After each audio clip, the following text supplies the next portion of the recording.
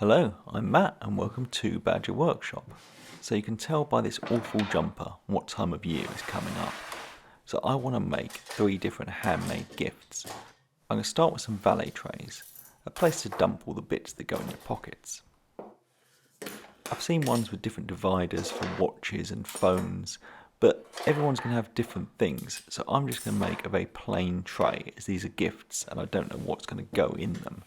And maybe everyone else doesn't carry as much stuff as I do. So with my pockets cleared out, I can start cutting down some wood. I've got some scraps of oak I'm going to rip down to make the little trays.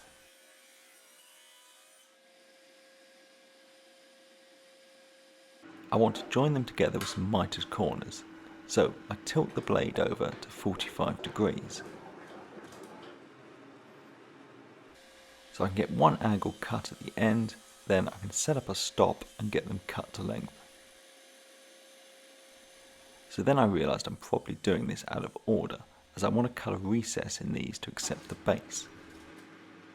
I've got some 9mm ply that I'm going to use for this, so it probably would have been better to do this step first and then cut the angles.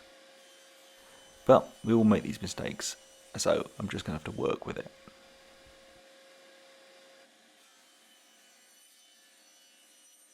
So with the blade height set to the thickness of the ply, I can cut a groove in the bottom of these, then move the fence over so I can just cut down and remove that waste piece.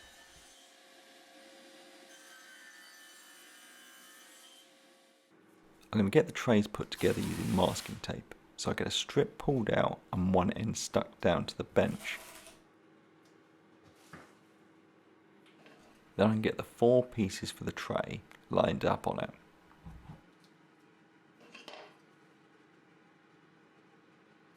I get some PVA wood glue applied to all the joints, and then I can start folding this up into a square.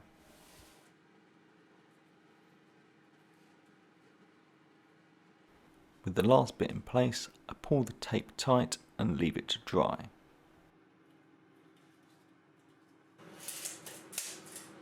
Whilst I'm waiting for that, I can get the plywood for the base cut down.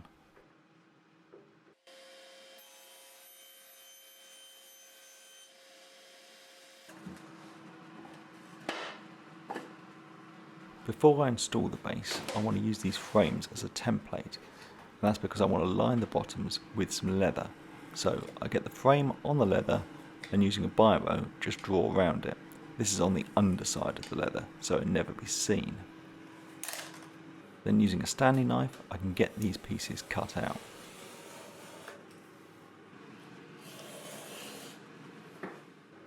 Now the glue's dried, I've removed the tape and I can get these bases installed.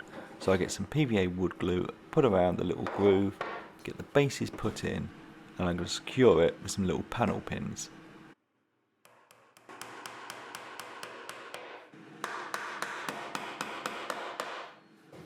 Onto the base I get some more wood glue on. I get this spread out with a brush and then the piece of leather can be put into place.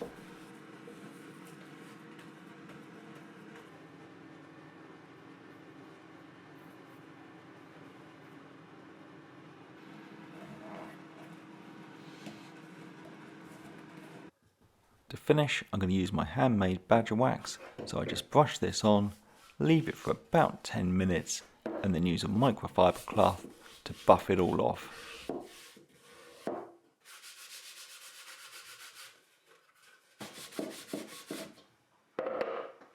The last job is just to apply some of these little felt pads so this doesn't scratch any surfaces put on, and then that's it all done.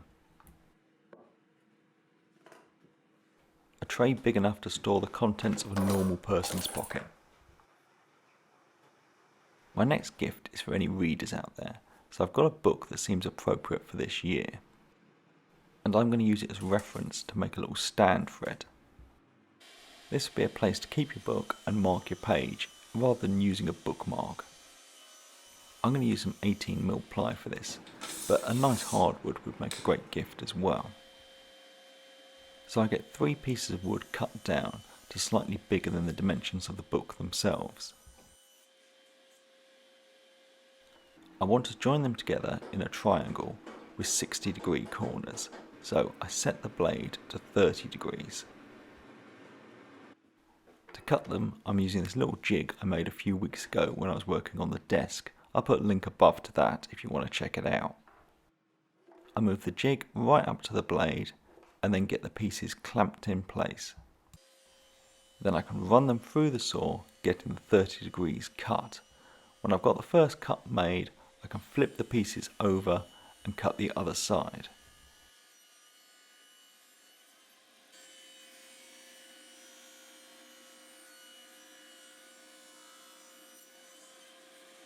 With all the bits cut, I can get them joined together, and I'm going to use the masking tape again to clamp them up. I get some glue applied to the back of the joints, flip the piece over and get some glue on the front. Then I can start folding it up into a triangle.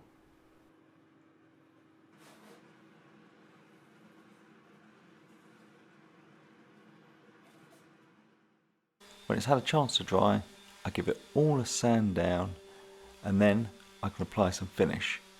And yet again, I'm going to use some badger wax. So same procedure, brush on, leave for 10 minutes and buff off. But this would also be nice painted or carving someone's name on it. You can personalise these things however you want.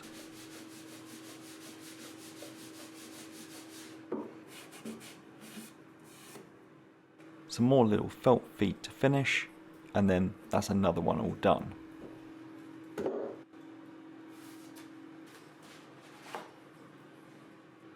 So for my third gift, I'm going to make some salad servers. Easy for me to say. Perfect for those Boxing Day leftover turkey salads. I've got some strips of walnut and I mark out a centre line, and then on one side I draw out a rough sketch of what I want the tongs or servers to look like. I then take this over to the bandsaw and get that shape cut out.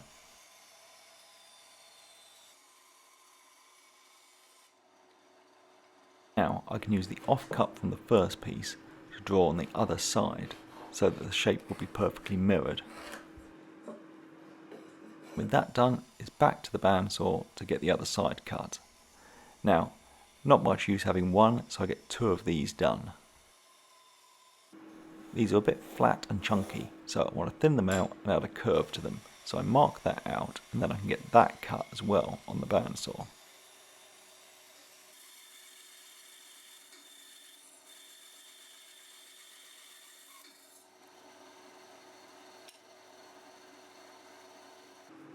I want the two to be different, so on one I'm going to put some forks on it.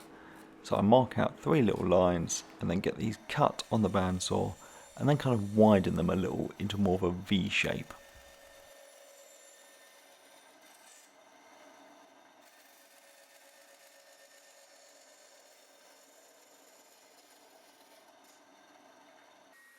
Now it's time for lots of sanding, so I start with the bobbin sander and I use this to even out some of the curves. With an aggressive drum you can even use this to do a bit of shaping, and I add a curve to the end of these. Then I move on to some 120 grit and do lots of hand sanding.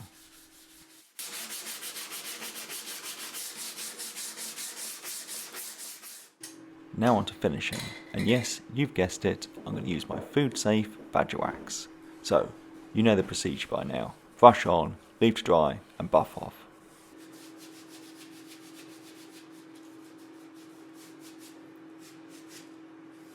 So there we go, 3 simple handmade gifts for people that have stuff in their pockets, read books and eat salad.